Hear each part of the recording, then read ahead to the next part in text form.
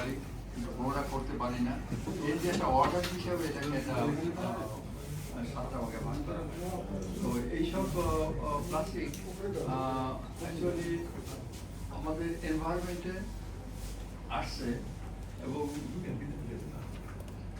এইসব প্লাস্টিকের প্রোডাকশন বা ইউজ যদি আমরা দেখি, তাহলে প্যাকেজিংয়ে সবচেয়ে বেশি ইউজ হয়, এটা অ্যাবাউট 40%।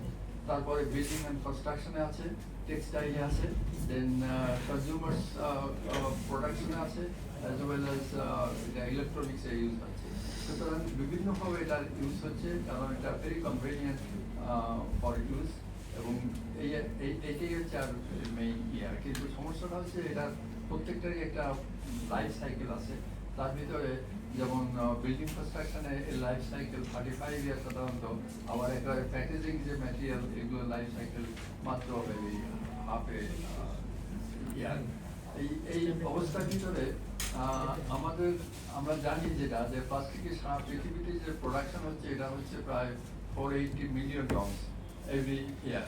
তো এখানে এর লাইফ সাইকেল অনুযায়ী এটার আমরা এনভায়রনমেন্টে এটার পারসিস্টেন্স আছে। তো এখন এখানে এই মেইন প্রডিউসার যারা প্যাকেজিংয়ে সবচেয়ে বেশি ইউজ হয়, এবং এরা প্রডিউস করে হচ্ছে নেসেল, কোকা-কোলা, ইউনিলিভার বা কলগেট, পলমোলিভ, এইসব কোম্পানিগুলো অ্যাকচুয়ালি এটা সবচেয়ে বেশি প্রডিউস করে। তো এখন এই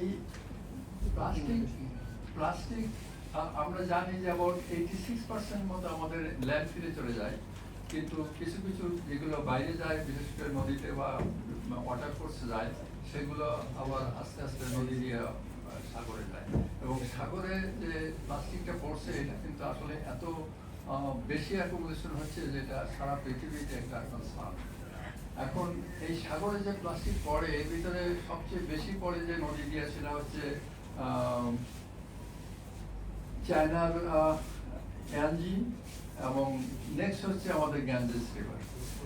এখানে প্রায় চায়না থেকে, এখানে চায়নার 3টে রিভার থেকে mainly top quantity of solid এই প্লাস্টিক